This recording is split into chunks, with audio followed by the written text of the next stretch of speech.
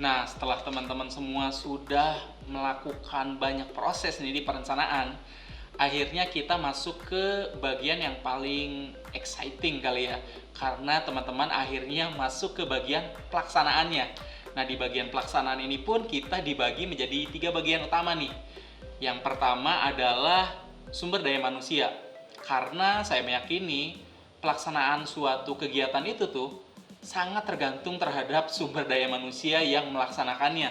Ya dong, kalau misalnya memang berkualitas dan bisa menyelesaikan tugas masing-masing, tentunya hasilnya bakalan maksimal. Jadi kita akan membahas spesifik mengenai hal ini. Yang kedua adalah bagaimana mengelola risiko. Jadi di hari H ini tentunya banyak ketidakpastian ya. Walaupun sudah direncanakan secara matang, tentu saja ada satu atau dua hal yang mungkin tidak terduga yang terjadi. Nah, di sini teman-teman akan membahas lebih detail bagaimana kita bisa mengelola risiko dan juga bisa memitigasinya agar semua yang kita rencanakan berjalan dengan baik.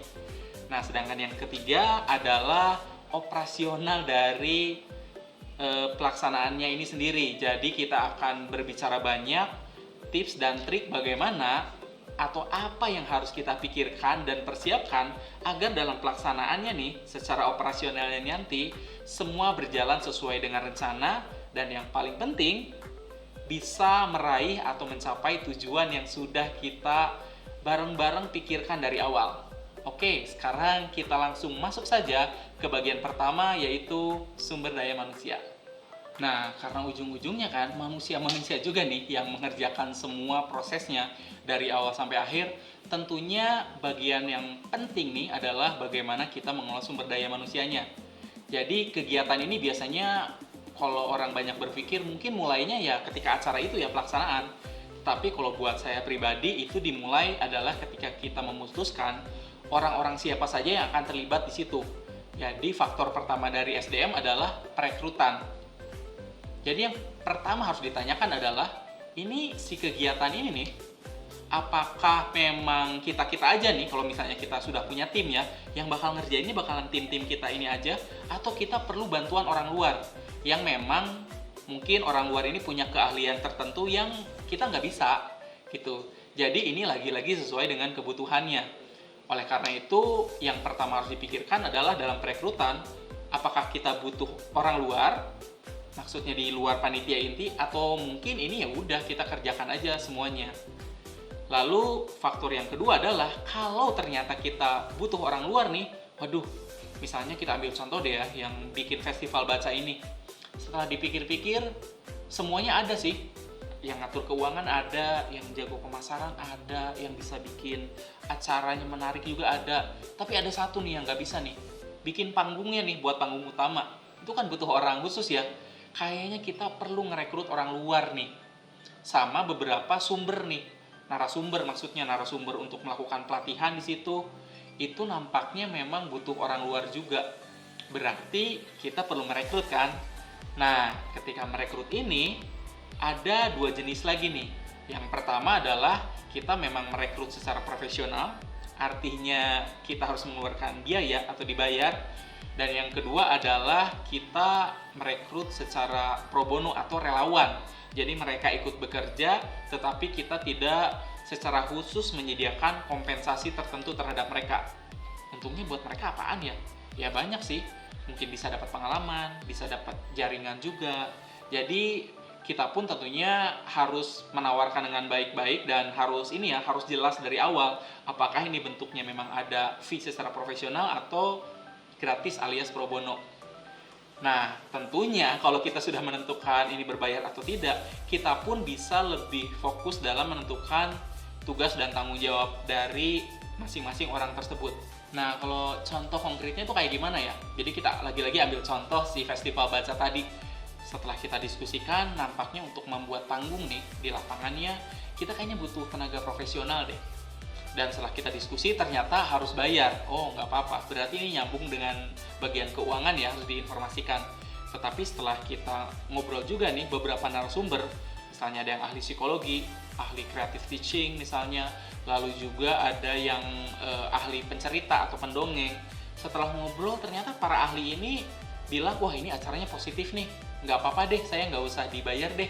Berarti orang-orang tersebut tidak usah dibayar kan? Nah, di situ kan sudah terlihat ya, ada yang profesional, ada juga yang cenderung relawan. Nah, kita tentunya harus bisa menentukan tanggung jawab mereka masing-masing dan juga hubungannya dengan bagian lain. Contohnya bagian keuangan. Nah, itu adalah faktor pertama dari SDM, yaitu perekrutan. Sekarang kita akan masuk ke faktor kedua. Faktor kedua itu adalah job description dan juga struktur dari kepanitiaan ini sendiri. Nah, ketika kita membahas mengenai pembagian tugas dan struktur kepanitiaan, ada beberapa hal yang harus kita pikirkan. Yang pertama adalah tanggung jawab masing-masing peran itu harus jelas. Jadi tidak ada yang tumpang tindih dan juga harus jelas siapa pengambil keputusan atas action tertentu.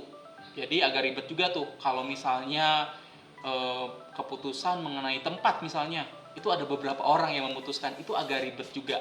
Jadi harus jelas alur komandonya juga. Nah, untuk strukturnya sendiri itu pada umumnya tentunya bervariasi lagi-lagi sesuai dengan kompleksitas dari acara yang kita buat ya.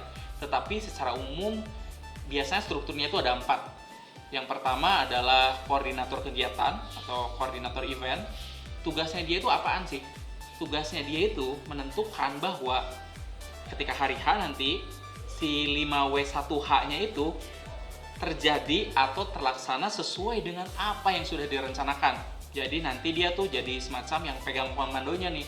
Ketika misalnya dia lihat, ini kok tempatnya belum fix ya.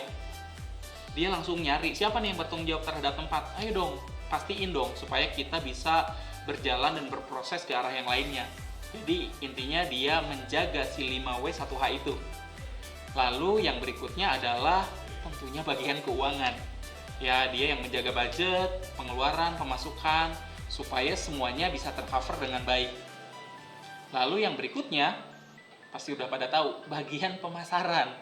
Dia adalah orang yang mengabarkan mengenai acara ini supaya banyak pihak yang bisa terlibat. Jadi dia memikirkan nih, kira-kira kapan tanggal promo yang tepat, si acaranya nih kira-kira enaknya kapan nih yang sesuai, lalu jalur promosinya di mana. Ya, pokoknya tugas-tugas yang berbau pemasaran. Lalu yang terakhir tentunya adalah bagian operasional. Jadi si operasional ini secara garis besar terbagi menjadi 2 bagian besar. Yang pertama adalah layanan pendukung, yang kedua adalah layanan peserta.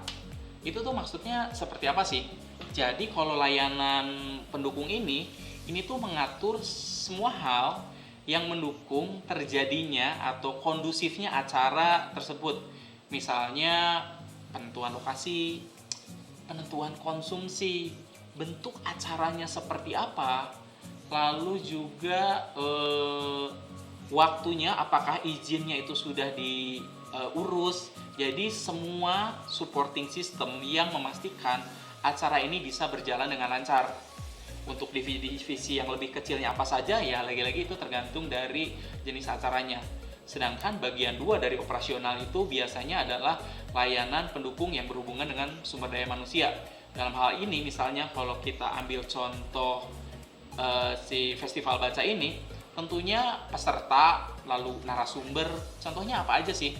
Misalnya dia mengatur registrasi awal, dia yang membuat undangan secara resmi kepada para narasumber, dia yang mengatur flow atau arus jalan kemana saja nih para peserta ini selama di festival. Lalu apabila ada beberapa panitia yang membutuhkan izin misalnya, dia juga yang mengatur. Jadi intinya dia mengatur semua yang berhubungan dengan orang atau semua yang mendukung kelancaran sumber daya manusia yang terlibat di dalamnya.